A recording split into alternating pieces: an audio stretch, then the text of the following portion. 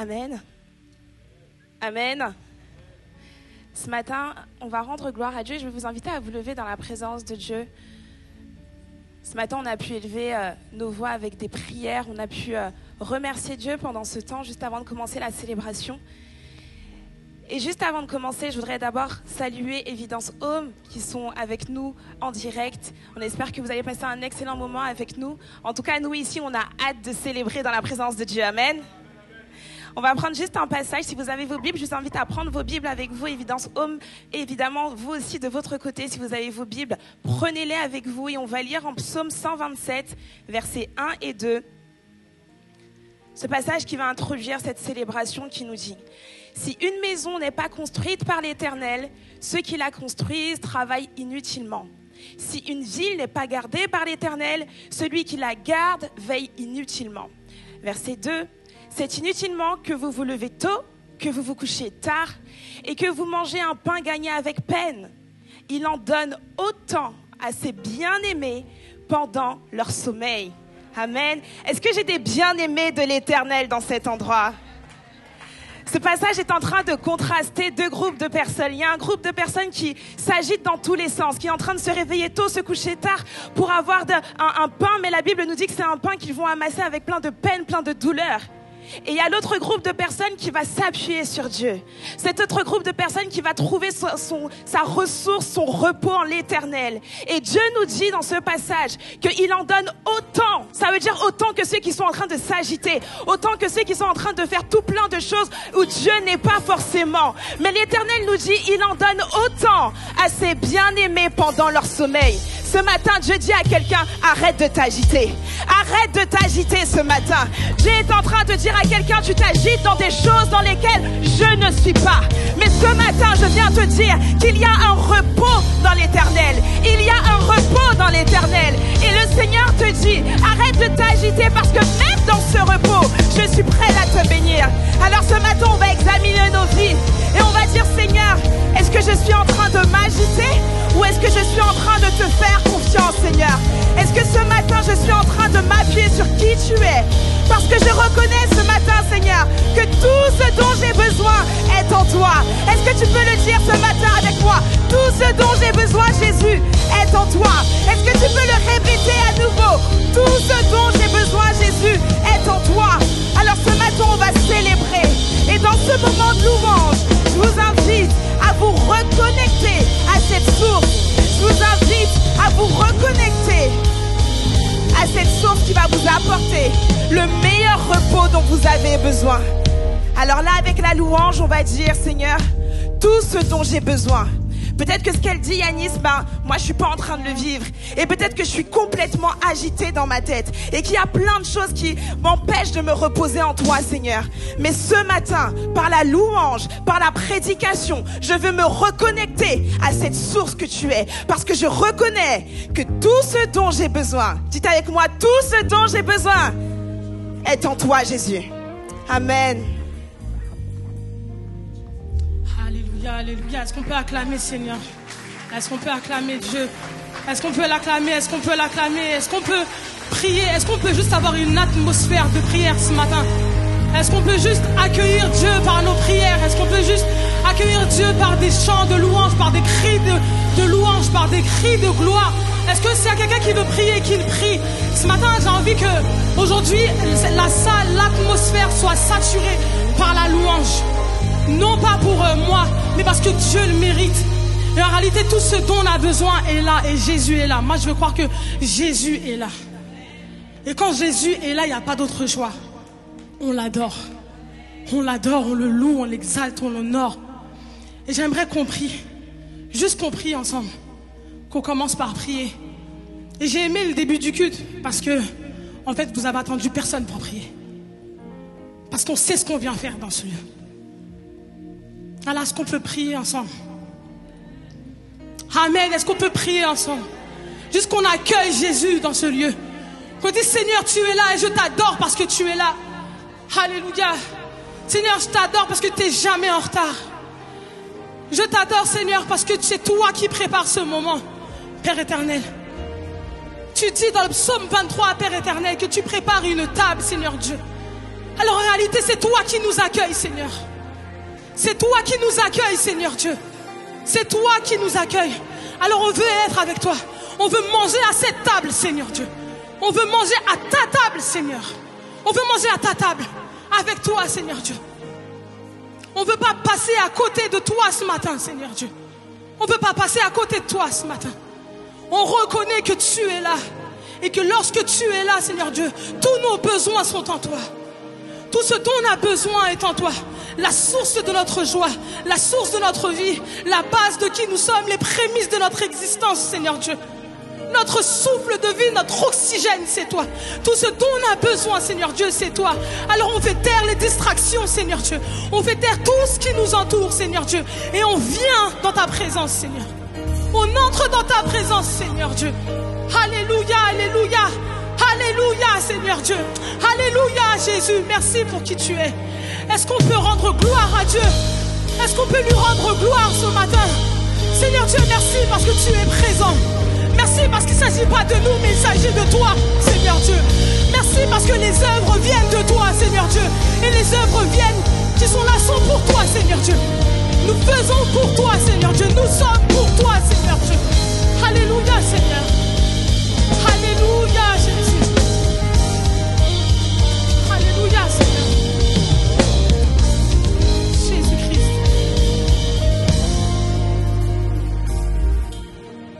Alléluia. On va prendre ce chant qui dit « Ce dont j'ai besoin est là, dans ta présence, Seigneur. » Parce que tu es le guérisseur, tu es le pourvoyeur. Tu pourvois à tous nos besoins et tu es là. Alors si tu pourvois, c'est que tous nos besoins sont en toi, Seigneur. Alléluia, Jésus. Alléluia, Seigneur.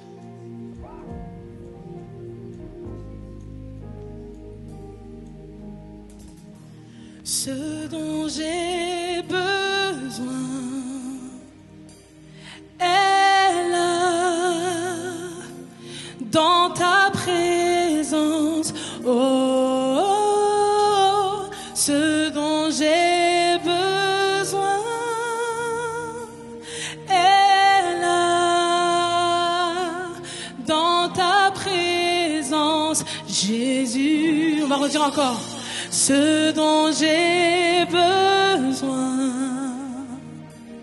est là, dans ta présence, oh, oh, oh. Ce dont j'ai besoin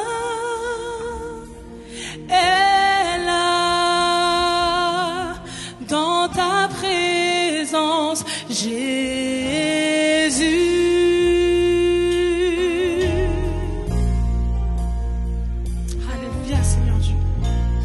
Tu es présent, Seigneur.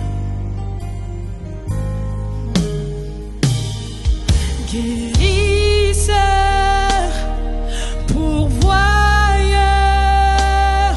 mon sauveur, Jésus est là. Mon soutien, rédempteur, Jésus est là. Rien ne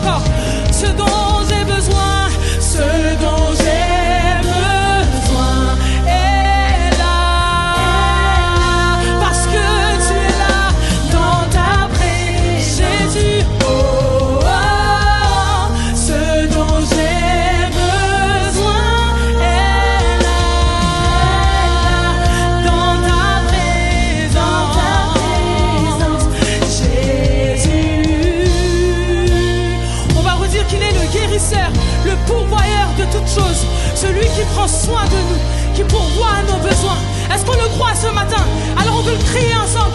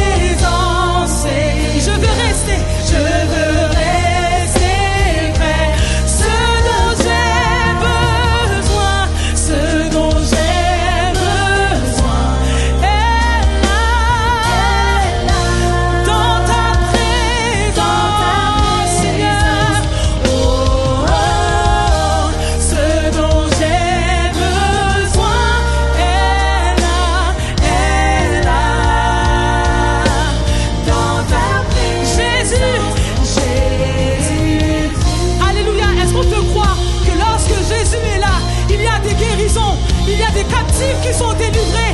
Quand on croit que Jésus est fermement là, on veut croire que Dieu répare chaque situation. On garde l'espoir. Est-ce que combien croient d'entre vous aujourd'hui ce matin que Jésus est véritablement dans ce lieu? On ne peut pas rester passif quand Jésus est là. Et Dieu opère des miracles. Alléluia. Réponds aux besoins cachés, guéris les cœurs brisés. Viens nous décharger dans ta présence, Jésus. Restaure ce qui fut volé, que ta paix soit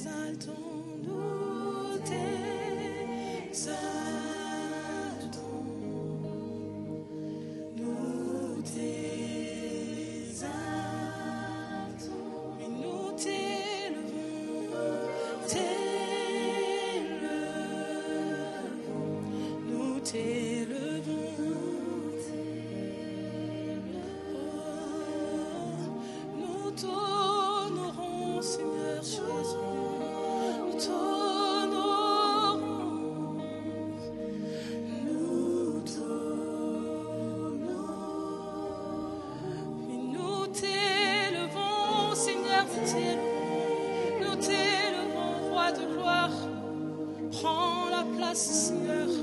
Nous t'élevons, Seigneur. Nous t'honorons. Oh Jésus, tu es parmi nous, Seigneur. Tu es là. Oh, nous t'honorons, nous t'honorons, nous t'honorons. Oui, tu es parmi nous. Oh, oui, tu es là, Seigneur, tu es là. Tu es là, Seigneur, tu es là. Jésus, tu es parmi nous, Jésus.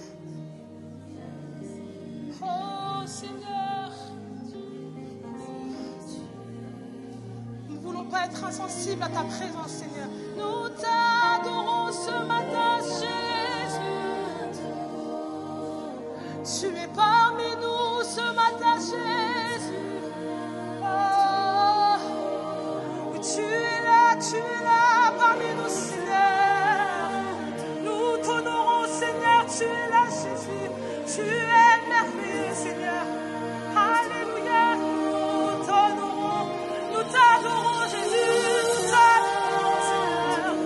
Oh, Jésus, tu es digne de louange. Alléluia, tu es paré d'éclat, nous t'honorons de nos louanges, Seigneur. Oh, Jésus, oui, tu mérites la louange. Tu mérites, Seigneur, oui, tu mérites la louange. Tu es digne de gloire, Seigneur. Tu mérites la louange, Yahweh. Seigneur, tu es digne. Oui, nous t'adorons, Seigneur, nous t'adorons. Oh, Seigneur, oui, tu es digne de louange, tu es. Oh, Jésus, nous t'adorons, nous t'adorons. Nous t'adorons, nous t'adorons. Oui, nous t'adorons, nous t'adorons. Seigneur, nous t'adorons. Nous t'adorons.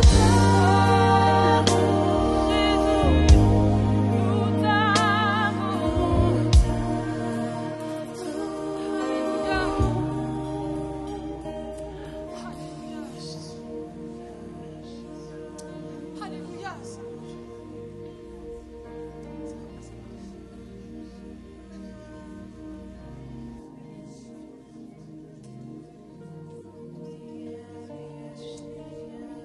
Alléluia.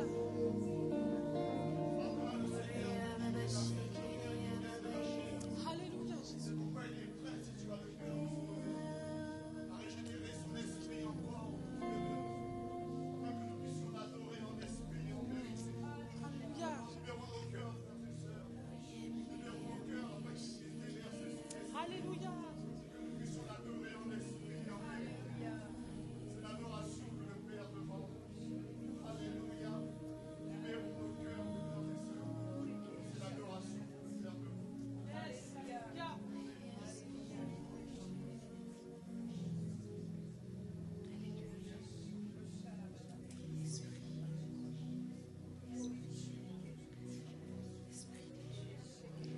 Alléluia. Alléluia, Jésus.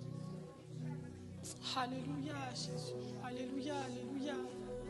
Alléluia. Kerea karase keteredo korashe kesekera tapaya korashe kesekera.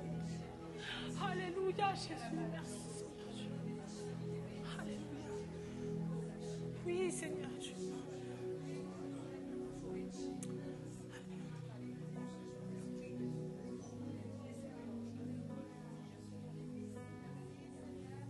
Alléluia.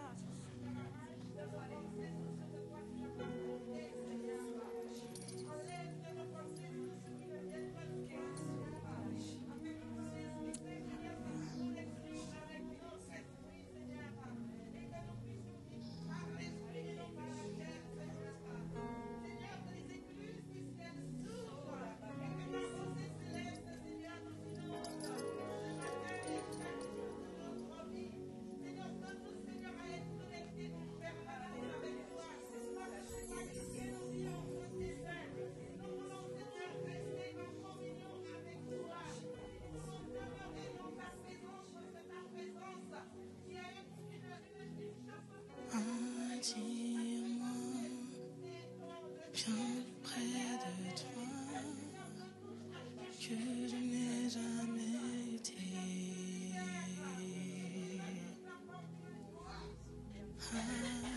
Attire-moi bien plus près de toi que je n'ai jamais été. Attire-moi bien plus près de toi que je n'ai jamais été. Attire-moi bien plus près de toi que je n'ai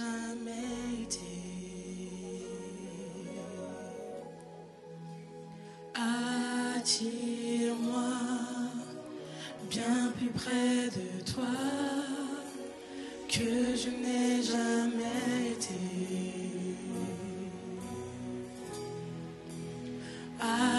Attire-moi bien plus près de toi que je n'ai jamais été.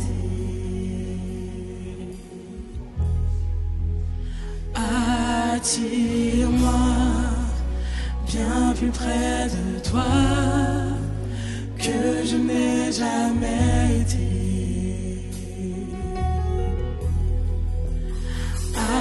Attire-moi bien plus près de toi que je n'ai jamais été. Encore, on peut faire cette prière. Attire-moi encore, Seigneur. Attire-moi bien plus près, toujours plus près de toi, que je n'ai jamais été auparavant. Oh, attire-moi bien plus près de toi, que je n'ai jamais été. Oh,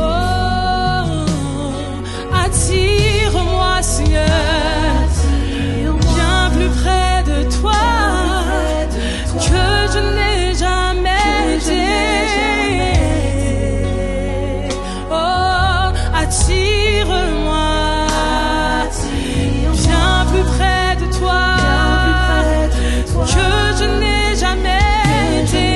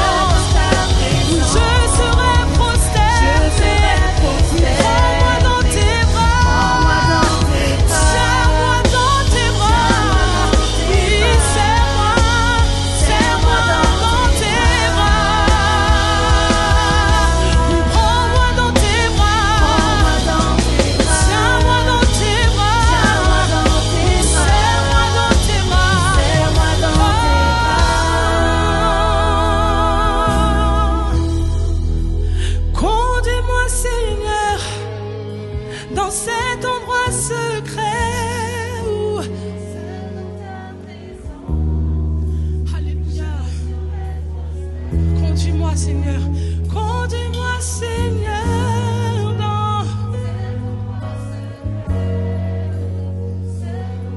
Oui, il n'y a que toi.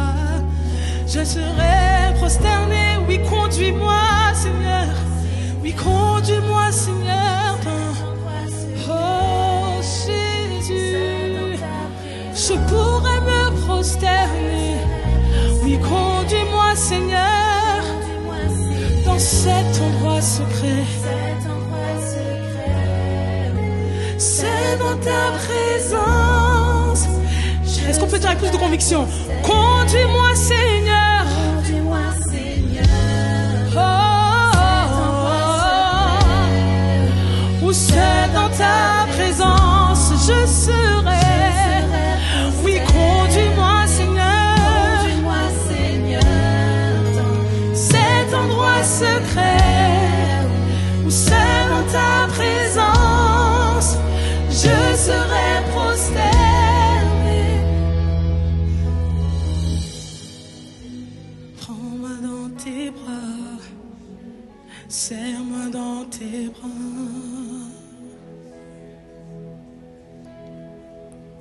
Oui, prends-moi dans tes bras, tiens-moi dans tes bras, serre-moi dans tes bras.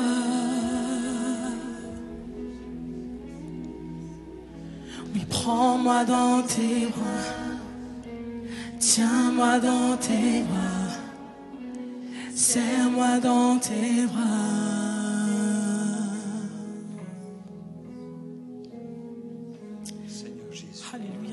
Alléluia. Juste avant le chant, j'avais pensé à cœur. J'ai pas osé l'amener parce que vous savez, souvent on se dit bon, allez tais-toi. Peut-être que ça vient de toi. Enfin, je sais pas si c'est pas simple d'apporter un message de la part de Dieu. Des fois, il faut se faire violence en disant que ce qui est important, c'est que Dieu parle, pas nous. Et j'avais cette pensée, Sabrina, juste avant que tu commences ce chant. La pensée de Dieu, c'était tu as besoin de te nourrir car la route est longue. Et Dieu me disait, cette semaine, c'est pas une course rapide, c'est une course d'endurance. C'est un marathon. Et il faut se nourrir régulièrement à des postes, et régulièrement boire, et régulièrement manger, pour aller jusqu'au bout. Et la pensée de Dieu continue en disant, certains ont fermé la chambre haute, ont fermé leur lieu secret, ont mis la clé sur le tapis, et ils sont passés à autre chose. Et Dieu te dit ce matin, comme ce chant vient de dire, c'est pour ça que je dis, il faut que je le dise. Il faut que tu enlèves la clé de ton paillasson, que tu rouvres la clé de ta chambre haute, de ton lieu secret, que tu rentres et que tu te nourrisses là dans sa présence. Le lieu secret, c'est un endroit où je n'irai pas, où personne, où le pasteur même ne sait pas où tu vas. Ton Père seulement le sait. Tu ne dois pas le dire, je prie, c'est pas le problème des autres. Si tu fais ça, tu perdras ta récompense. C'est un endroit où toi seul as un rendez-vous avec Dieu. Il y a des choses qu'on fait en public. Là, vous allez me voir louer, etc. Mais ma vie ne doit pas se résumer à ça. Je dois avoir une vie secrète. Je dois rencontrer Dieu dans le lieu secret. Je me le dis à vous comme à moi. Allons chercher nos clés, ouvrons la chambre haute et nous ferons la différence. Alléluia.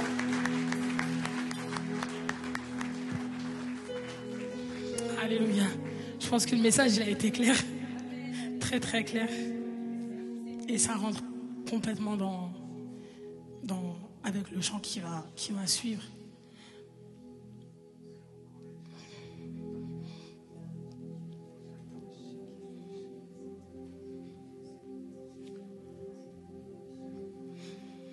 Moi, ce que j'avais à vous partager, c'est un peu l'image de Marthe et Marie, où lorsque Jésus est entré dans le village et qu'elles ont vu que c'était Jésus qui venait, l'une s'est affairée à servir Dieu dans tout ce qui est tâches domestiques, et essayer de préparer la nourriture et faire en sorte que chez elle soit le plus propre possible. Tandis que l'autre, son focus était de s'asseoir non pas à côté de Jésus, mais au pied de Jésus pour boire ce qu'il disait.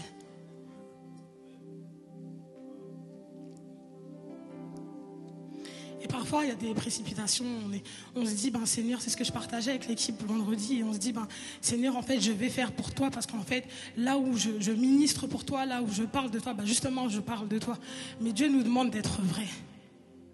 Et de ne pas faire des choses avec lui sans lui. de ne pas faire des choses pour lui sans lui. Pardon. Dieu veut être partout où on parle de lui, à condition que lui soit le maître de nos projets et de ce qu'on fait. Et c'est pour ça que Marie était assise au pied de Jésus. Parce qu'elle buvait les paroles de Dieu. Elle buvait les paroles de Jésus. Elle s'imprégnait de la nourriture que Jésus lui donnait. Elle était assise. Il aurait très bien pu parler et Marthe écouter. Mais parfois, quand quelqu'un écoute, je ne sais pas si vous avez déjà fait l'exercice, mais quand il y a quelqu'un qui nous parle et qu'on est un peu dans nos activités, etc., on perd un peu de ce que la personne nous dit. Et en fait, Jésus, c'est clairement ce qu'il ne veut pas. Qu'on perde juste une parcelle de ce qu'il est en train de nous dire. Et c'est pour ça qu'en fait, Dieu nous demande parfois de nous reposer à ses pieds. Qu'on décharge et qu'on puisse se recharger de sa parole. Moi, la première, parfois, je n'ai pas été vraie avec Jésus. Et là, je nous invite juste à faire cette introspection.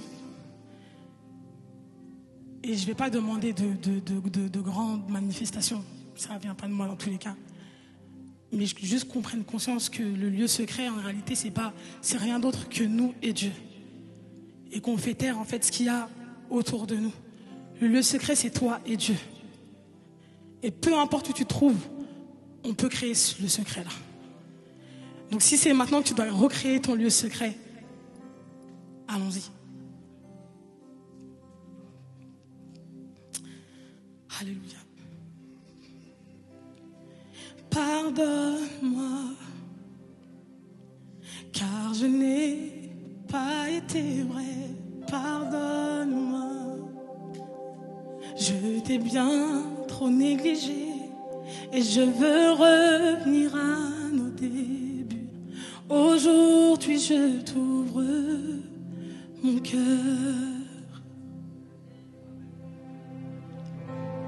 Oh, pardonne-moi, car je n'ai pas été vrai. Oui, pardonne-moi, je t'ai bien trop négligé et je veux revenir à nos débuts. Aujourd'hui je t'ouvre mon cœur. Oh, pardonne-moi, car je n'ai pas été vrai.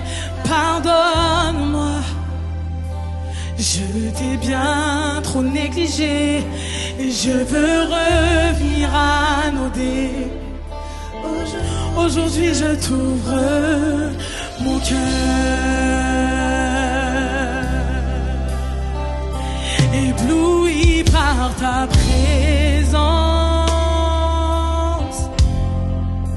je veux rester assis à tes pieds, captivé par ce précieux moment. Je ne peux m'en aller. Alléluia. Je n'exige rien de ta part. Alléluia. Jésus, tu ne me dois rien. Au-delà de tout ce que tu peux faire, je te veux toi. Alors j'ai choisi la bonne part. Je te veux toi et personne d'autre, personne d'autre, personne d'autre que toi. Dis, j'ai choisi la bonne part. Je te veux toi, je te veux toi, personne d'autre, personne d'autre. C'est ma déclaration d'amour pour toi, Seigneur. Personne d'autre. Je te veux toi et personne d'autre. Non, personne d'autre, Seigneur. Juste toi et moi. Personne d'autre. Je te veux et personne d'autre. Oui, personne.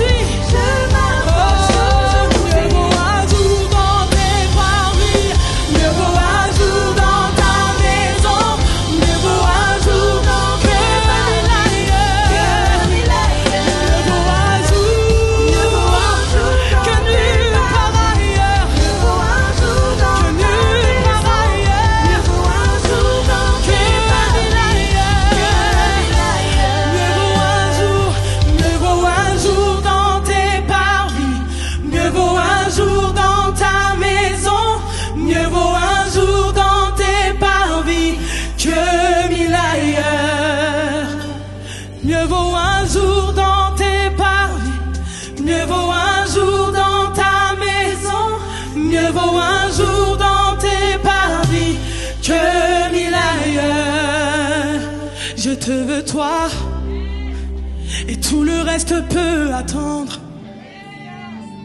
Je te veux toi, j'espère ne pas être en retard. Je te veux toi, et tout le reste peut attendre. Je te veux toi, j'espère ne pas être en retard. Je te veux toi, je te veux, et tout le reste peut attendre. Tout le reste peut attendre. Je te veux toi, j'espère ne pas être en retard. J'espère ne pas être en retard. Oh, je te veux toi, Jésus, Je te veux toi, et personne d'autre que toi. tout le reste peut Tout le reste peut attendre. Je te veux toi, j'espère ne pas être en retard. J'espère ne pas être en retard. Seigneur, je te veux toi. Seigneur, je te veux toi. Seigneur, je te veux toi. Seigneur, je te veux toi. Seigneur, je te veux toi. Seigneur, je te veux toi. Seigneur, je te veux toi. Seigneur, je te veux toi. Seigneur, je te veux toi. Seigneur, je te veux toi. Seigneur, je te veux toi. Seigneur, je veux toi. Ton nom. Seigneur, je te veux toi. Je contemple ta gloire, je te veux toi. Assis à tes pieds, je te veux toi. Oui, je te veux toi. Seigneur, nous te voulons. Oui, Seigneur, nous voulons que toi. Seigneur, je te veux toi. Seigneur, je te veux toi. Seigneur, je te veux toi. Seigneur, Seigneur, je te veux. Oui, Seigneur, Seigneur, je te veux. Seigneur, Seigneur, je te veux. Oui, je te veux, Seigneur. Seigneur, je te veux toi. Seigneur, je te veux toi. Personne d'autre que toi. Il n'y a aucun autre nom que toi. Oui, personne d'autre que toi. Tu es roi de gloire. Tu es le souverain de ma vie.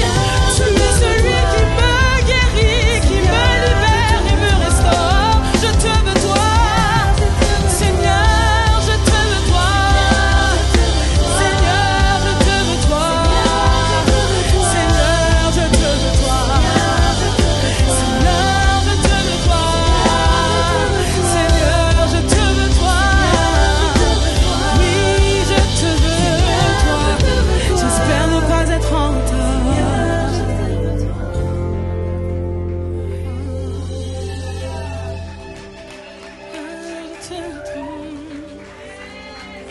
Je te veux toi.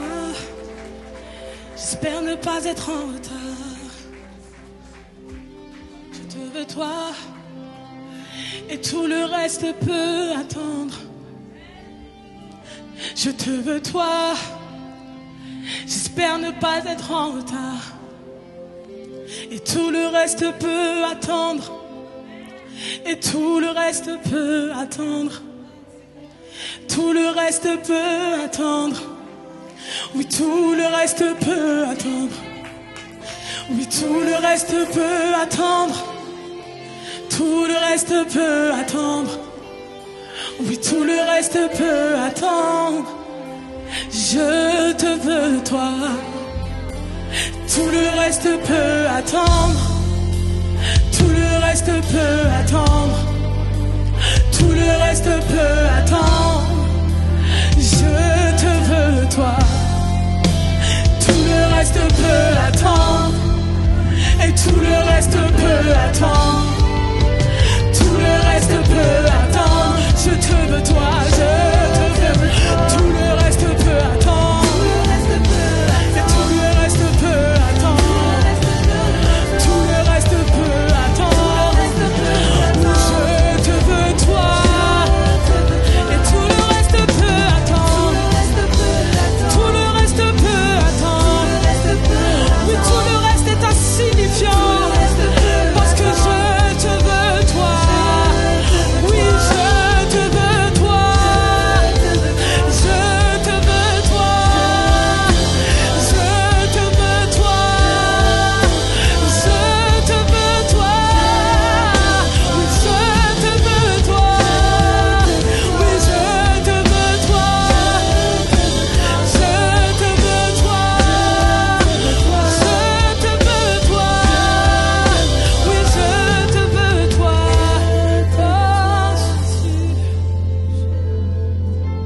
Alléluia.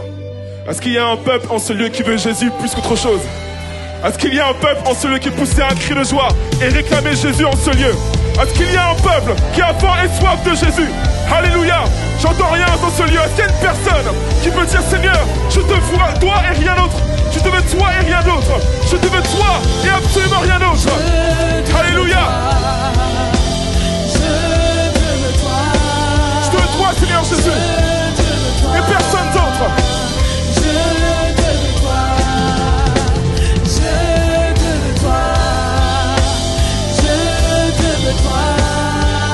Alléluia. Oui, je te veux toi. Gloire à toi, Jésus. Alléluia. Merci, Jésus. Seigneur, on veut te remercier ce matin parce que tu nous fais la grâce de nous accueillir en ta présence avec des bras grands ouverts. Seigneur, merci parce que je crois que pour une personne qui était rentrée sans espoir, elle retrouve de l'espoir en toi. Seigneur, merci parce qu'il y a une personne qui est rentrée avec des chaînes et je crois que par ta présence, elle ressort libérée. Seigneur, merci parce qu'il y a une personne qui est rentrée malade et je crois qu'elle trouve du repos en toi. Seigneur, merci parce que tu es la personne qui comble tous nos besoins. Alléluia, Seigneur, merci parce que ta présence nous suffit encore ce matin et ton église te loue, ton église élève la voix, ton église te glorifie parce que tu es digne de louange, tu es digne d'acclamation, tu es digne de nos cris de joie parce que tu règnes encore aujourd'hui et tu nous fais marcher de ta divine victoire. Alléluia. Alléluia. Tu nous suffis, Seigneur Jésus. Tu nous suffis, Seigneur Jésus. Alléluia.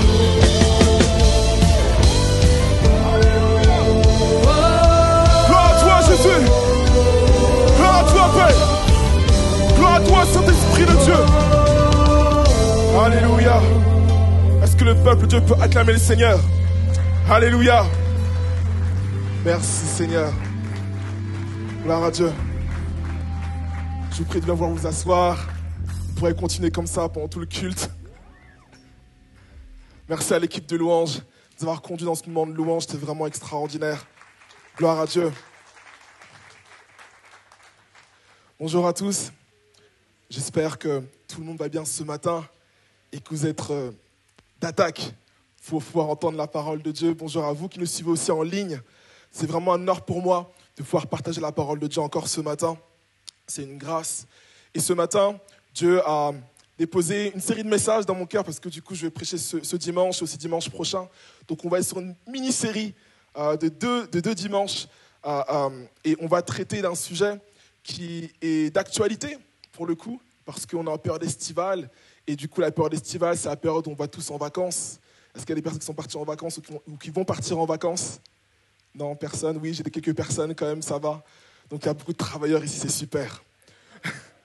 Bon, super, parce que j'ai un message pour vous ce matin. Vous savez, je me souviens qu'un jour, mon cousin, il me racontait un épisode assez traumatisant pour lui. Alors qu'il venait de commencer à travailler, il enchaînait les jours de travail, il enchaînait les horaires, justement, à répétition, où il finissait un peu tard le travail, il rentrait tard chez lui et commençait tôt le matin.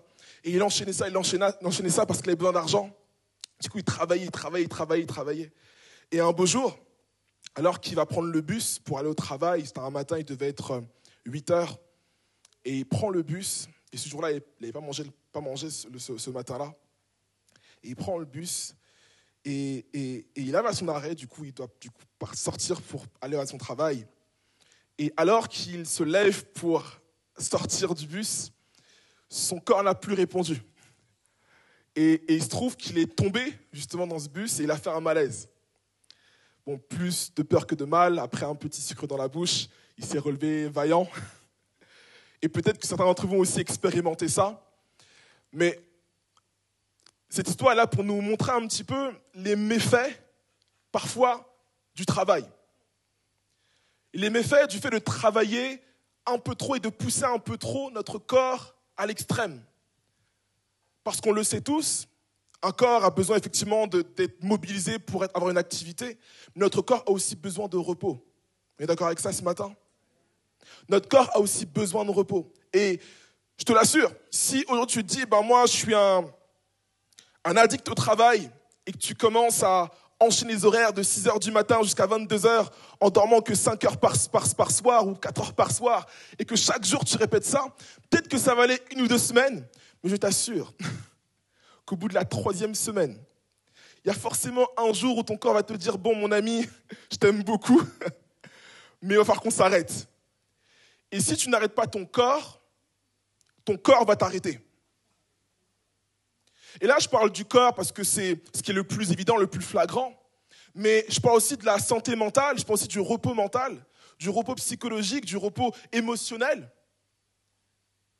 Parce que je me rends compte que bien souvent, on est tellement pris dans nos activités, tellement pris dans ce que l'on fait dans la vie de tous les jours, qu'on en oublie de se reposer.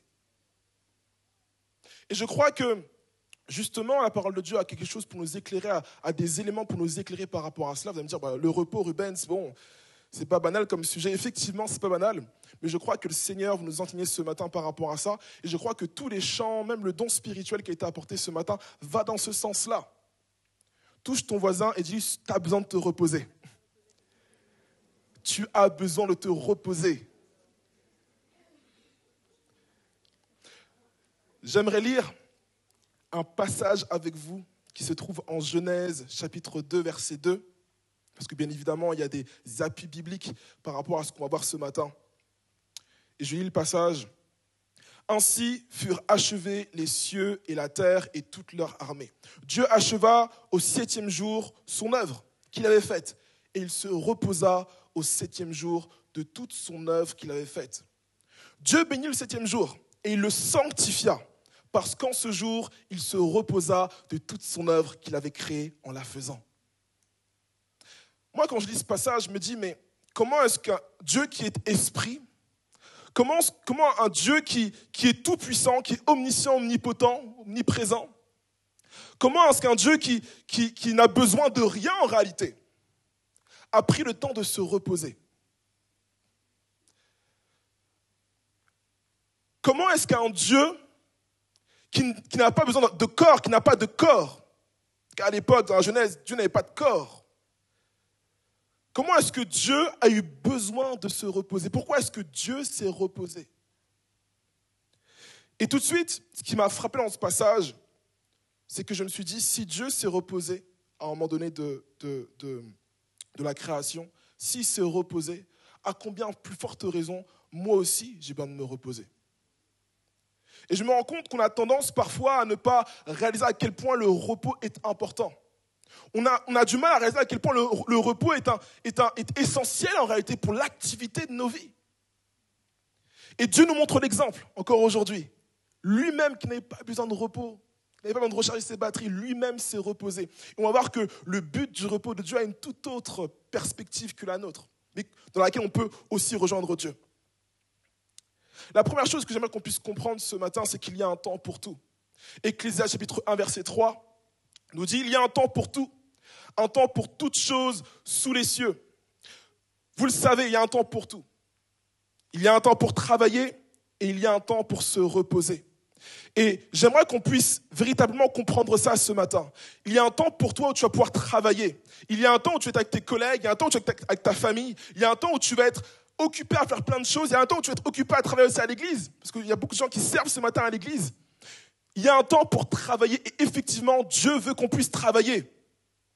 Dieu a donné la tâche à Adam de travailler. Dieu a lui-même travaillé en créant le ciel, la terre, les étoiles, les animaux, les arbres, ainsi de suite. Dieu a lui-même travaillé. Donc nous-mêmes aussi, à plus forte raison, on doit aussi travailler effectivement. Cependant, il y a aussi un temps pour se reposer. Il y a un temps pour toute chose. Et vous savez, dans la société dans laquelle on vit aujourd'hui, on est dans une société où on adule la productivité, où on adule la performance, où on adule le fait de travailler dur pour obtenir. Et il y a cette mode que je vois en ce moment, dans notre culture, qui est de travailler à pas d'heure, de se lever à 5 heures du matin et de commencer à travailler, et de travailler pour pouvoir atteindre des objectifs qui souvent, excusez-moi de vous le dire, qui souvent parfois n'en valent pas forcément la peine. Parce que ce qu'il faut comprendre par rapport à ça, c'est que lorsqu'on travaille, il y a forcément un prix Et souvent, c'est les prix de notre santé, souvent, c'est les prix de notre famille, souvent, c'est les prix de notre mental. Il y a cette mode de travailler. Et vous n'êtes pas sans savoir qu'en ce moment, il y a des chiffres qui sortent dans la société avec la recrudescence du burn-out, la recrudescence de la dépression. Pourquoi ? Parce que justement, on ne sacralise pas assez le repos. Parce que justement, la société aussi nous pousse à travailler. Souvent, justement, une personne qui est au chômage, on a un avis un peu condescendant vers cette personne. Une personne qui ne travaille pas ou qui ne fait rien, souvent on a un avis un peu condescendant vers cette personne. On dit, tu devrais quand même travailler un petit peu quand même. Souvent, on a un avis condescendant envers les personnes qui, justement, parfois, ne travaillent pas. Et justement parce que la société nous pousse à l'hyperproductivité, nous pousse à produire, à travailler, à faire et à faire encore, pour produire des richesses, pour produire des choses, construire des choses. Et je crois que, justement, il faut faire attention à ça parce qu'il est bon de travailler effectivement. Il est bon de gagner sa vie, il est bon de travailler, d'avoir et de gagner son argent, c'est une très bonne chose. Mais je pense qu'à côté de cela, il faut faire attention à ne pas tomber dans un extrême qui est de trop travailler. Souvent, il y a cette chose que peut-être beaucoup d'entre vous ont expérimenté. Justement, ma fiancée me le partageait. Lorsqu'elle travaillait, qu'elle avait un CDI, parfois elle avait fini son travail à 16h. Et elle se sentait coupable de partir à 16h parce qu'elle avait peur des remarques de leurs collègues, de ses collègues. En gros, tu pars à 16h, donc tu es en vacances aujourd'hui. Tu as pris ta journée. En fait, on ne se rend pas compte que même la société, même nos environnements de travail nous poussent à justement être dans cette logique de travailler et encore travailler. Alors que parfois, on a travaillé justement et qu'on a fait justement ce qu'on devait faire. Donc je pense qu'il faut trouver un équilibre effectivement et sortir de toute la logique de culpabilité lorsque l'on doit se reposer. Le travail et le repos vont de pair. On le voit, c'est après que Dieu ait créé le monde en 6 jours, que le 7e jour, il s'est reposé. Pour pouvoir te reposer, il faut effectivement que tu travailles. Et Dieu ne veut pas lever des personnes qui sont, excusez-moi le terme, mais fainéantes. Dieu ne veut pas qu'on puisse rester assis et ne rien produire. Dieu veut qu'effectivement qu'on puisse travailler. Dieu veut qu'effectivement on puisse faire des choses. Dieu veut qu'effectivement qu'on puisse produire, multiplier. Comme il a dit à Adam, il veut qu'on puisse faire des choses pour produire. Mais Dieu veut aussi absolument que l'on puisse se reposer. Le repos permet à notre corps de reprendre des forces. Je ne sais pas si vous avez déjà expérimenté le fait de vous lever très très très tôt. Peut-être que pour certains, vous ne l'avez jamais expérimenté, bien que j'en doute. Mais c'est vrai que les premières minutes après se lever très très tôt, c'est un peu compliqué. Parce qu'on sent que notre corps a encore besoin de repos. On sent que notre corps, même nos yeux, jusqu'aux pupilles de nos yeux, ont besoin de repos justement. On doit comprendre que le travail et le repos vont de pair. La mesure de travail que tu vas pouvoir produire, tu dois pouvoir mettre la même mesure de repos derrière. Est-ce que j'ai une personne avec moi ce matin ? Dieu s'est reposé parce qu'il avait créé pendant 6 jours. Genèse 2, verset 2. Parce qu'en ce jour, il se reposa de toute son œuvre qu'il avait créée en la faisant. En creusant justement Genèse 2, verset 2, j'essaie de comprendre effectivement pourquoi est-ce que Dieu s'est reposé. Pourquoi est-ce que Dieu a eu besoin de se reposer à un moment ? Je me rends compte que Dieu s'est reposé parce qu'il a voulu apprécier parfaitement la création qu'il avait faite. Dieu s'est reposé parce qu'il avait besoin de véritablement bien saisir et bien apprécier tout le travail qu'il avait pu achever. Et ce matin, j'aimerais te dire une chose, c'est que peut-être que tu travailles pour plein de choses, tu travailles pour ta famille, tu travailles pour toi, tu travailles pour ton entreprise. Il y a plein de choses que tu fais parce que tu veux avoir des objectifs. Mais j'aimerais te dire une chose, c'est qu'il y a plein de personnes qui travaillent et qui malheureusement meurent sans voir le fruit de leur travail. j'aimerais que tu puisses comprendre une chose ce matin, c'est que le repos te permet de pouvoir contempler le travail que tu as pu faire. Si je ne prends pas le temps de me reposer, à aucun moment de ma vie, je vais pouvoir réaliser à quel point j'ai bien travaillé. Et pour beaucoup d'entre nous, frères et sœurs, il y a ce fait que parfois on travaille pour nos familles. On fait des choses pour notre famille, on se lève tôt le matin pour nos familles, pour pourvoir aux besoins de nos familles. Et on le fait, c'est super, gloire à Dieu pour ça. Mais parfois, c'est une réalité, et c'est tragique de le dire. Parfois, le travail vient prendre la place de notre famille. Et même si on travaille pour nos familles, on ne profite même plus de nos familles. On ne profite même plus de nos proches. Pourquoi ? Parce qu'on est pris par notre travail. Parce qu'en ce jour, il se reposa de toute son œuvre qu'il avait créée en la faisant. Et je me rends compte qu'à chaque fois que Dieu crée quelque chose, il dit que cela était bon. Il dit que cela était bon. Je vois ça comme des micro-pauses de Dieu en appréciant ce qu'il venait de faire. Et là, on le voit, il se reposa de toute son œuvre qu'il avait créée en la faisant. En fait, il s'est reposé de son œuvre, il a apprécié son œuvre, il a contemplé son œuvre. À combien plus forte raison, nous devons aussi, les amis, nous reposer. Et je me rends compte aussi d'une chose, c'est que souvent, pour beaucoup d'entre nous, on va en vacances, et peut-être que vous êtes partis en vacances en juillet, vous êtes trouvé une vacance, et peut-être que vous allez partir en août, ou en septembre, peu importe, ou peut-être plus tard dans l'année, qu'importe. Parfois, on va en vacances et on fait plein d'activités super, on va à la plage, plein de choses super, mais on revient des vacances et on revient fatigué. Moi, j'ai du mal à comprendre Ils reviennent du boulot, ils reviennent des vacances, ils arrivent au boulot, tête bizarre. Je me dis, bon, alors que tu viens de passer 3 semaines de vacances, alors que tu viens de passer 2 semaines de vacances, alors que tu viens de passer 1 mois de vacances, comment est-ce que c'est possible ? En fait, je me rends compte d'une chose, c'est qu'en réalité, on ne sait pas se reposer. Même en étant en vacances, même en étant en position de repos, parfois on ne sait pas se reposer.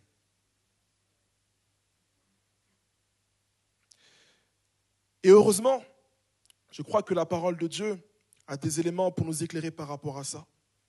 J'aimerais qu'on puisse lire un deuxième passage ce matin qui se trouve en Matthieu chapitre 18, verset 23.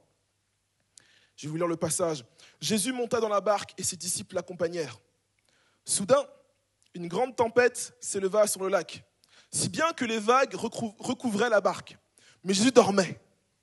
Touche ton voisin et dis-lui, mais Jésus dormait. Les disciples s'approchèrent de lui et le réveillèrent en criant « Seigneur, sauve-nous, nous allons mourir !» Jésus leur répondit « Pourquoi avez-vous peur ? Comme votre confiance est faible. » Alors il se leva, parla sévèrement au vent et à l'eau du lac, et il se fit un grand calme. Encore une fois, dans ce passage, il y a un truc qui m'intrigue. C'est qu'il y a une grande tempête et Jésus dort. Et là, je me dis, mais pourquoi est-ce que Jésus dort alors qu'il y a une tempête qui fait rage ? J'aurais eu la même réaction que les disciples en réalité. Il y a une tempête qui fait rage et Jésus dort. Il n'y a rien de logique dans ça. Et je me rends compte qu'en réalité, Jésus les reprend pour une bonne raison. Parce que les disciples n'ont pas pointé, n'ont pas fixé leur regard sur les bonnes choses. Les disciples ont fixé leur regard sur la tempête qui faisait rage. Les disciples ont fixé leur regard sur les craintes qu'ils avaient. Et ils ont refusé de fixer les regards sur Christ qui était avec eux dans la barque. Et les disciples avaient une logique qui était centrée sur eux-mêmes. Bien évidemment, si tous ici on était dans la barque avec Jésus et qu'on voit des vagues, effectivement, je suis en incapacité de pouvoir calmer les vagues. Premièrement, parce qu'un être humain ne peut pas calmer des vagues. On est d'accord avec ça ? Et deuxièmement, parce que je ne suis pas Dieu. Je n'ai pas de super pouvoir. Donc effectivement, selon mes propres forces, selon mes propres capacités, je suis en danger.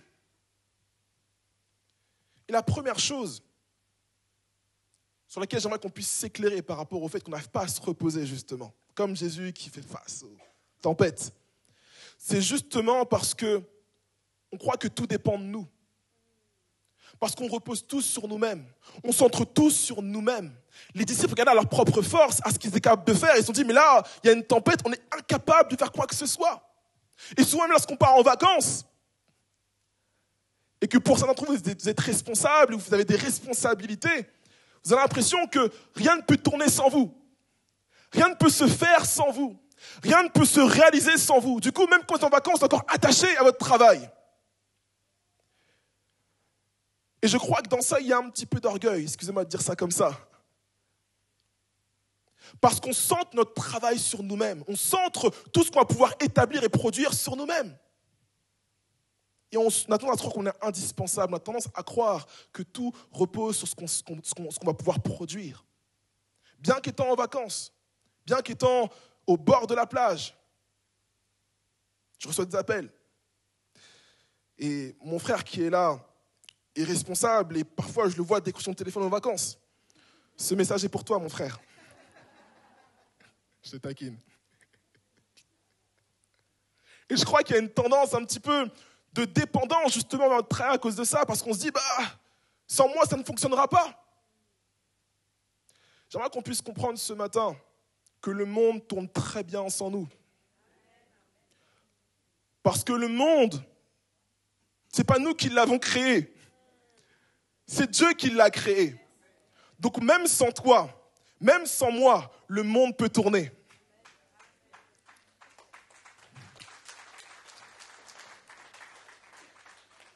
Je crois que ce matin, il faut qu'on puisse réaliser ça. Il faut qu'on puisse réaliser que nous ne sommes pas indispensables. Et que 2 semaines de vacances détachées de ton travail te fera du bien. La deuxième logique que j'aimerais déconstruire ce matin, c'est que parfois, on se définit par notre travail. On se définit par rapport à nos capacités.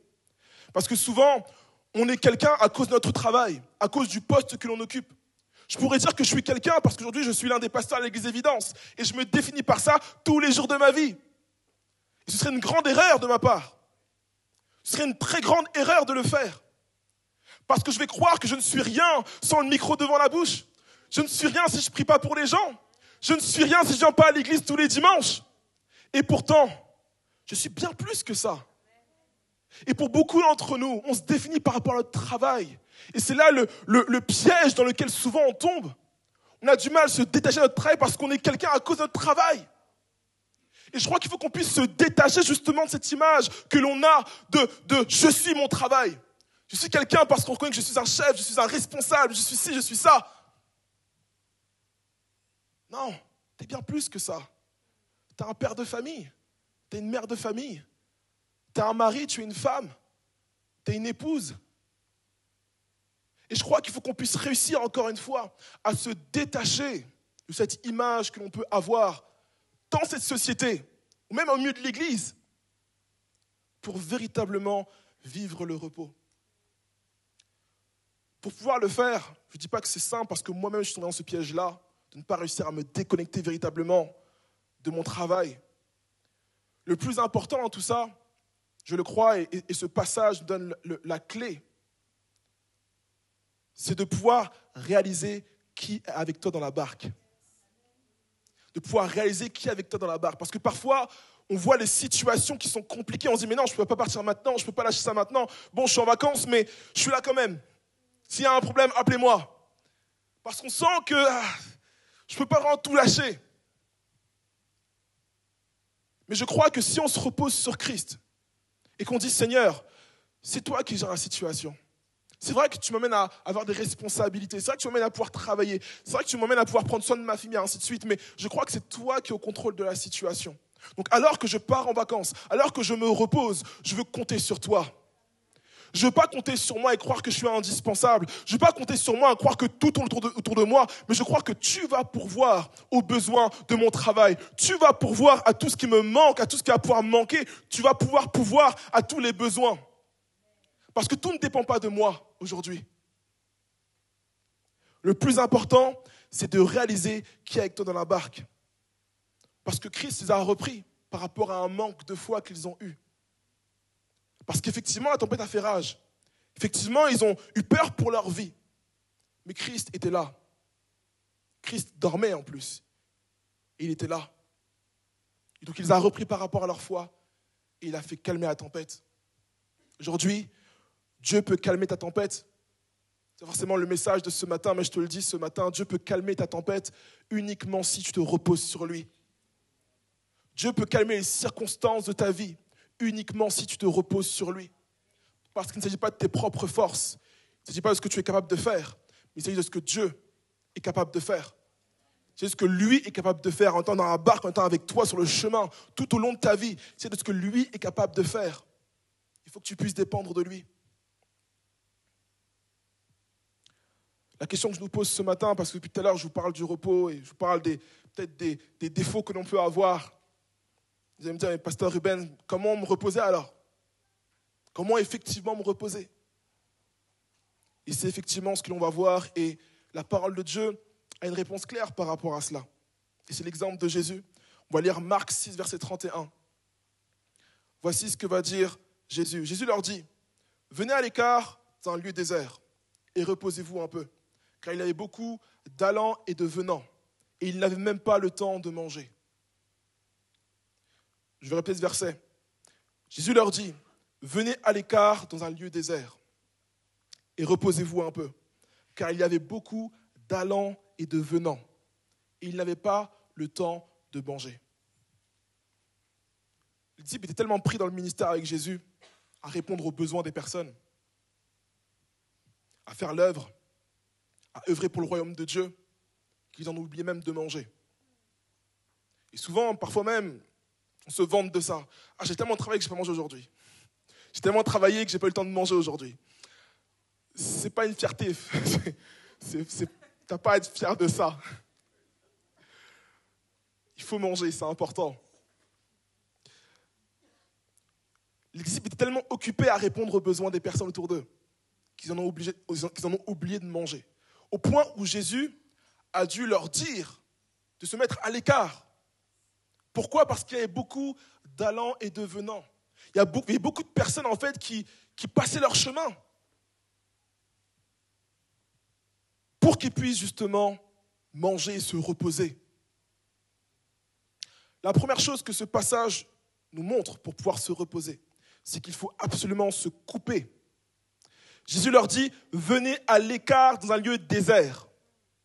Venez à l'écart dans un lieu désert. Je tiens à te le dire, et ce n'est pas forcément tout le monde qui peut le faire. Et pour pouvoir te reposer, il faut que tu puisses établir une distance physique avec ton travail. Il faut que tu puisses établir une distance physique avec ton travail. Et pas juste physique, aussi une distance mentale avec ton travail. Si c'est ton téléphone qui te raccroche à ton travail, laisse ton téléphone de côté et éloigne-toi de lui. Pars même en vacances sans ton téléphone, s'il le faut. Il faut que tu te coupes absolument de ton travail et va dans un lieu qui est désert. Il faut que tu puisses avoir une distance particulière avec ton travail. La deuxième chose que Dieu nous montre, c'est qu'il faut que tu puisses ne pas être sollicité. Parce que là, dans ce passage, il y avait des allants et des venants. En fait, les disciples et Jésus étaient pris dans une foule de personnes qui avaient des besoins et parce qu'il y avait un flux, parce qu'ils étaient pris dans le flux, devaient répondre aux besoins. Et pour pouvoir le faire, il fallait qu'ils se coupent et qu'ensuite ils puissent arrêter la sollicitation. Et je crois que le fait de se couper va de pair avec le fait de ne plus être sollicité. Si tu te coupes, tu ne seras plus sollicité, c'est sûr.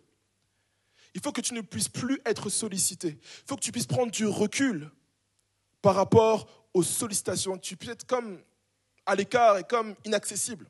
Je vais dire ça comme ça, peut-être que ça sonne un peu orgueilleux, mais à l'inverse, il faut que tu puisses comprendre avec humilité que, encore une fois, le monde peut tourner sans toi. Il faut que tu puisses te mettre à l'écart. Et vous savez, la pire des choses que l'on peut expérimenter, c'est de dormir dans un lit et de se réveiller fatigué. La pire des choses qu'on puisse expérimenter, c'est d'aller au lit et de dormir et de ne pas se réveiller en étant régénéré. Et souvent, c'est parce que peut-être que votre lit n'est pas vraiment stable ou que les lattes de votre lit ne sont pas droites. Ce qui fait que vos muscles, alors que vous dormez, sont encore sollicités. Ce qui veut dire que ce n'est pas vraiment un vrai repos, parce que le repos, c'est une totale passivité où ton corps se repose totalement. Et le fait que tes muscles soient encore un peu sollicités pendant que tu dors, fait que tu te réveilles avec des courbatures, que tu te réveilles avec je me sens encore un peu. Pourquoi ? Parce que ton lit n'est pas droit, ne permet pas d'avoir un vrai repos. Et pour que tu puisses te reposer, il faut que tu ne sois pas sollicité. Il faut que tu ne sois absolument pas sollicité, il faut que tu sois seul. Enfin, quand je dis seul, avec vos familles, vos amis peut-être, mais il faut que tu sois dans un endroit où tu sois dans une position de repos. Il faut absolument que tu évites toute forme de sollicitation. Et dernièrement, le repos, c'est se ressourcer. Parce que là, on le voit dans ce passage encore, ils se sont mis à l'écart pour pouvoir manger. Le repos, ce n'est pas ne rien faire. Peut-être que je me contredis par rapport à ce que j'ai dit tout à l'heure, mais je rectifie un petit peu ce que je disais. Le repos, ce n'est pas ne rien faire. Le repos, c'est se ressourcer. Le repos, c'est une passivité où on reçoit des choses. C'est une passivité où on va pouvoir nourrir notre corps, on va pouvoir nourrir notre esprit, on va pouvoir nourrir notre relation avec Dieu. Le repos, c'est cet espace où on va pouvoir recevoir beaucoup plus que donner. Et pour pouvoir le faire, il faut absolument que tu sois dans une posture qui soit passive et non active. Plein de fois, en vacances, je me dis, j'ai une idée pour l'église, je vais l'écrire. Non, erreur. C'est vrai qu'on peut recevoir des choses pendant qu'on est en repos. Je crois absolument que dans ta position de repos, c'est une position où tu dois être ressourcé, où tu dois recevoir pour toi. En fait, le repos, c'est le moment où tu prends soin de toi. Où il n'est pas question de ton mari, où il n'est pas question de ta femme, où il n'est pas question de tes enfants, où il n'est pas question de ton travail, où il n'est pas question de ce que tu es capable de faire. Mais le repos, c'est prendre soin de toi. Et le repos, c'est faire face à soi. Parce que parfois, pendant toute l'année, on travaille justement pour ne pas faire face à soi. Parce qu'on se rend compte qu'il y a des choses dans nos vies qui ne sont pas en ordre. Parce qu'on se rend compte que dans nos vies, il y a encore des blessures qui sont là et bien là. Parce qu'on se rend compte qu'il y a des choses qui ont besoin d'être réglées, on travaille parce qu'on ne veut pas faire face à ces choses-là. Et le repos, justement, permet à ce que tu puisses guérir. Le repos permet à ce que tu puisses prendre soin de toi. Et vous savez, dans l'Évangile, c'est vrai que Jésus nous appelle à aimer notre prochain, à servir, à voir notre prochain comme étant plus important, parfois même que nous-mêmes. Et c'est vrai que l'Évangile, c'est le don de soi, par définition. Mais l'Évangile n'est pas une négation de soi-même. L'Évangile, ce n'est pas se nier soi-même. L'Évangile, ce n'est pas s'oublier. L'Évangile, c'est d'abord moi qui le reçois. D'abord, je guéris. D'abord, je me ressource pour ensuite nourrir les autres. Le repos, c'est se ressourcer. Le repos, c'est recevoir pour pouvoir donner ensuite. Et comme je vous l'ai dit tout à l'heure, le travail et le repos vont de pair. Pour pouvoir bien travailler, il faut que tu puisses bien te reposer. J'aimerais qu'on puisse relire Genèse 2, verset 2, pour pouvoir conclure ce message. On se rend compte dans ce passage, effectivement, que Dieu s'est reposé. Et avant de se reposer, comme j'ai pu vous le dire, il a créé le monde. Et au 6e jour, Dieu a créé l'homme. Et je crois que la chronologie de la création n'est pas un hasard. Je crois que la chronologie de la création n'est pas un hasard parce que c'est précisément avant de se reposer que Dieu a créé l'homme. C'est précisément avant de se reposer que Dieu a créé l'homme. Pourquoi est-ce qu'il l'a fait ? Parce que Dieu ne voulait pas que l'homme ait à tout créer. Dieu ne voulait pas que l'homme ait à travailler autant que lui ait travaillé. En réalité, nous, on commence quand Dieu a fini. On commence dans le repos de Dieu, on commence sur ce que Dieu a tout terminé. Et Dieu nous demande simplement de prendre soin de ce que lui m'a créé. Et c'est ça l'évangile. L'évangile, c'est rentrer dans ce qui a déjà été fait par Dieu. Et de prendre soin de ce que Dieu a déjà fait. J'ai déjà une chose ce matin. C'est vrai que tu es amené à travailler. C'est vrai que tu es amené à faire des choses pour le Seigneur. C'est vrai que tu es amené à prendre soin de ta famille, à prendre soin de toi. Mais tu prends soin de ça simplement parce que Dieu l'a déjà fait avant toi. Dieu a déjà fait ces choses avant toi pour que toi, ensuite, tu puisses prendre la suite. Et je crois que le Seigneur veut que l'on puisse comprendre ce matin que l'on fait des choses après lui. Qu'on rentre d'abord dans l'œuvre que lui a faite. On rentre d'abord dans ce que Dieu a d'abord établi pour que nous, on puisse le suivre derrière.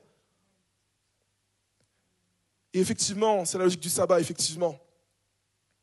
On rentre dans ce qui a déjà été accompli par Dieu. Et je crois que ce matin, je veux comme rappeler à ses enfants que pour pouvoir le servir, que pour pouvoir faire son œuvre, que pour pouvoir être une bénédiction dans la société, pour être une bénédiction pour sa famille, pour être une bénédiction partout où on va être, il est primordial que tu puisses te reposer.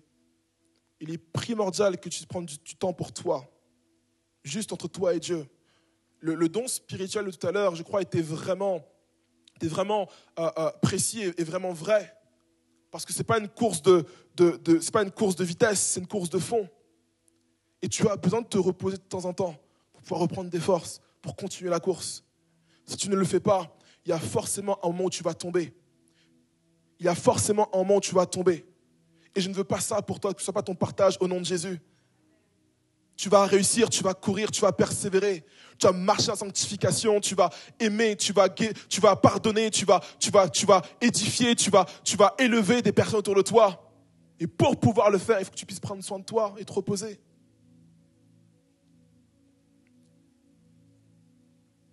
J'aimerais qu'on puisse fermer les yeux ce matin.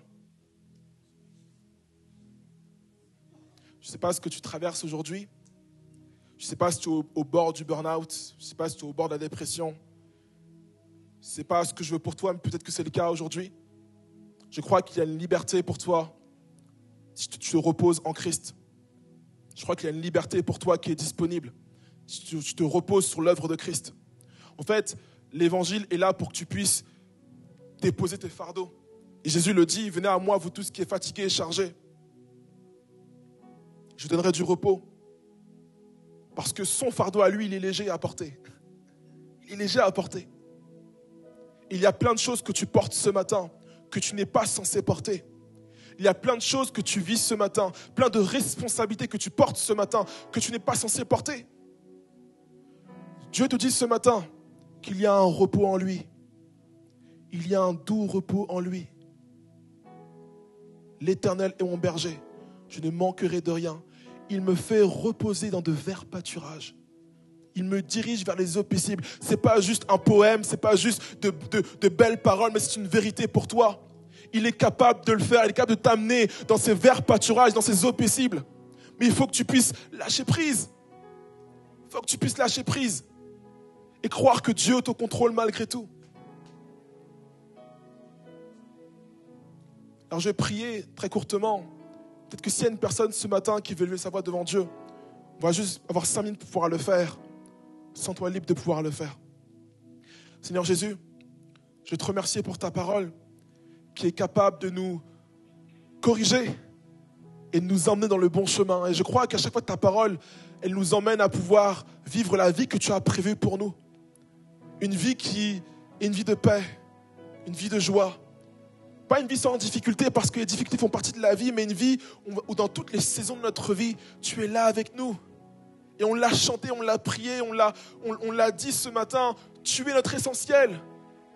Tu nous suffis amplement, parce que si tu es là avec nous, tous les besoins qu'on peut avoir seront comblés par toi.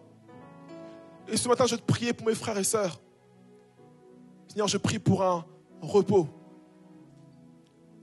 léger, un repos doux.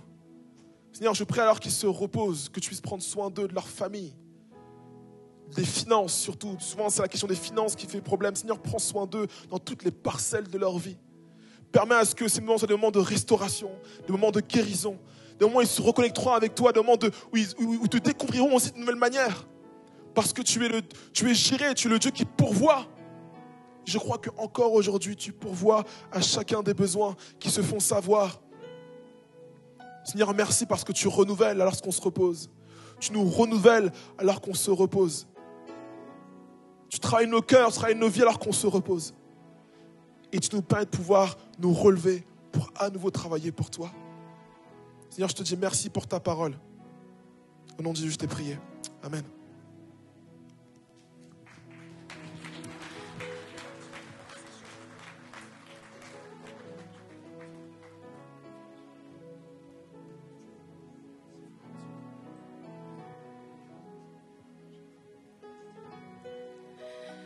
Alléluia.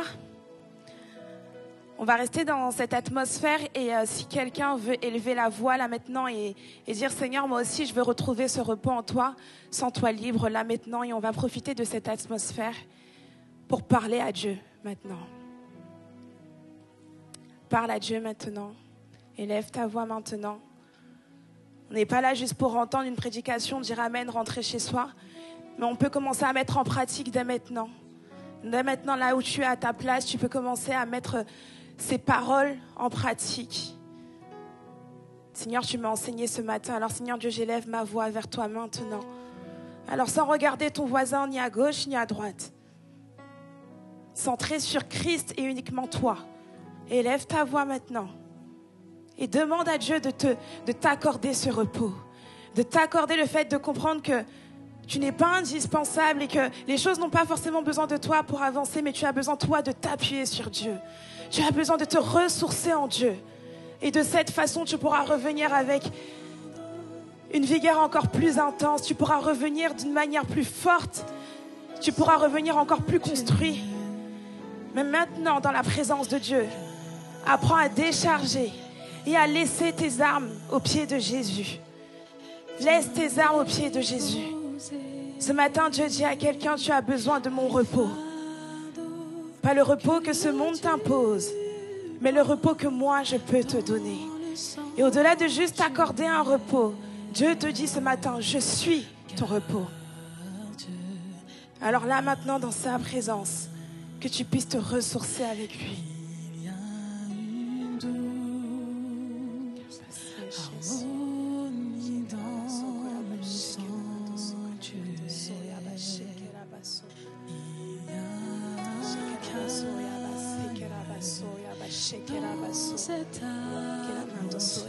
Peut-être que tu me dis, moi je suis pas fatiguée physiquement, mais peut-être que dans ta tête, tu es complètement épuisée. Dans ta tête, tu traverses des choses où en fait tu es complètement fatiguée et épuisée. Le Seigneur te dit, prends ton repos ce matin. Récupère ton repos ce matin. Il y a beaucoup de choses qui se passent dans ton esprit et Dieu te dit, récupère ce matin. Prends ce repos ce matin.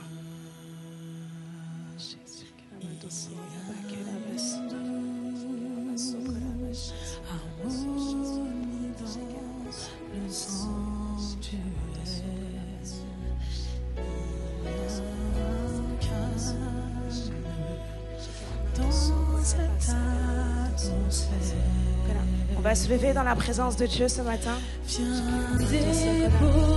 Et viens déposer ce matin par ce chant. Viens déposer ce matin tous tes fardeaux. Viens déposer ce matin toutes tes armes. Et demande à Dieu de te ressourcer. Parce que sa présence est faite pour ça. Sa présence est faite pour ça.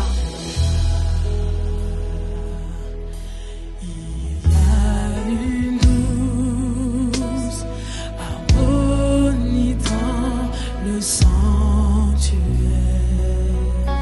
il y a un calme dans cette atmosphère. Viens déposer les fardeaux.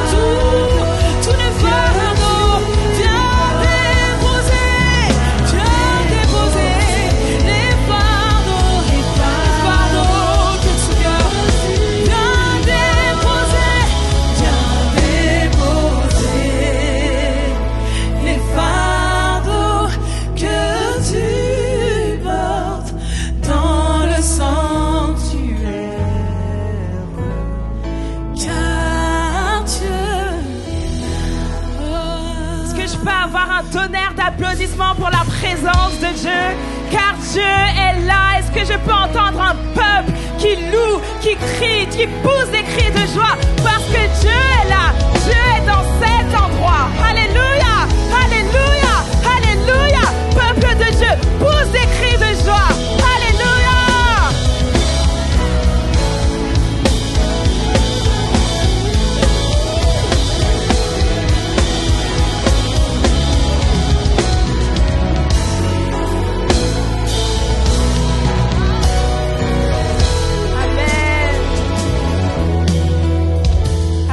Ça va être le moment pour nous de vous quitter. Évidence Home, on se dit à dimanche prochain, même lieu et même endroit.